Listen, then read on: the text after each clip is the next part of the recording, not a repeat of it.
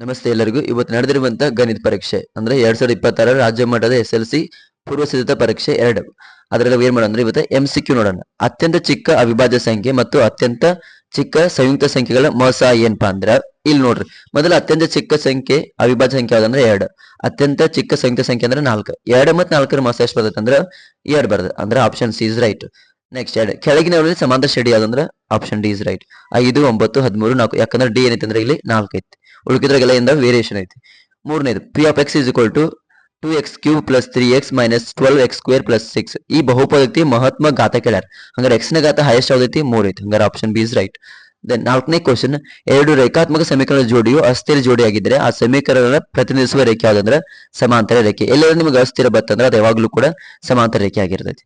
ಐದನೇ ಕ್ವಶನ್, ಈ ಕೆಳಗಿನವುಗಳಲ್ಲಿ ವರ್ಗ ಸಮೀಕರಣ ಅಂದ್ರೆ ಏನು? ax² + bx + c ಈ ರೂಪದಾಗ ಇರ್ಬೇಕು ನಿಮಗೆ. ಈ ರೂಪದಾಗ ಇರುವಂತದ್ದು ಯಾವ್ದು ನೋಡ್ರಿ, ಇಲ್ಲಿ ಒಂದೇದಂತೆ ಆಗುವುದಿಲ್ಲ. ಎರಡನೇ ನೋಡ್ರಿ ನಿಮ್ಗೆ ಅನಿಸ್ತೈತಿ ಇಲ್ಲಿ x² ಅಂತ, ಬಟ್ ನೀವು ಗುಣಿಸಿದಾಗ x² × x ಅಂದ್ರೆ x³ ಆಗುತ್ತೆ. ಹಂಗಾರೆ ಇದು ಘನ ಬಹುಪದೋಕ್ತಿ.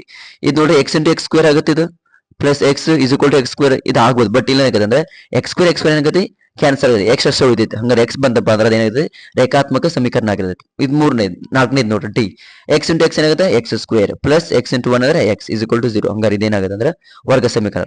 ಆನ್ಸರ್ ಏನಪ್ಪಾ ಅಂದ್ರೆ ಡಿ. ನೆಕ್ಸ್ಟ್ ಆರನೇ ಕ್ವಶನ್, ಕೊಟ್ಟಿರುವ ಚಿತ್ರದಲ್ಲಿ DE ಪ್ಯಾರಲಲ್ BC ಆದ್ರೆ DE ಮತ್ತೆ BC ಬೆಲೆ ಕೇಳಿದ್ದಾರೆ. AD / AB DE = BC. ಅದು ಮಾಡಿದ್ರೆ ಏನಾಗುತ್ತೆ ನೋಡ್ರಿ, ಇಲ್ಲಿ AD / AB ಅಂದ್ರೆ 4/6 ಆಗುತ್ತೆ. 4/6 = DE / BC. ಹಂಗಾರೆ 2 2 3 ಆನ್ಸರ್ ಏನ್ ಬರುತ್ತೆ ಅಂದ್ರೆ ಸಿ ಬರುತ್ತೆ, 2/3. ಸಮವಾದ ತ್ರಿಜ್ಯ ಇರುವ ಗೋಳ ಮತ್ತು ಅರ್ಧಗೋಳದ ಘನಫಲ ಅನುಪಾತ ಕೇಳ್ಯಾರ. ಹಂಗಾರ ಗೋಳದ ಘನಫಲ ಏನಂದ್ರ 4/3 πr³ = ಅರ್ಧಗೋಳದ ಏನಪ್ಪಾ ಅಂದ್ರೆ 2/3 πr³. 3 3 ಕ್ಯಾನ್ಸಲ್ ಆಕವು, πr³ ಕ್ಯಾನ್ಸಲ್ ಆಕತಿ. 2 1 2 2. ಹಂಗಾರೆ 1:2:1. Answer 1 is right.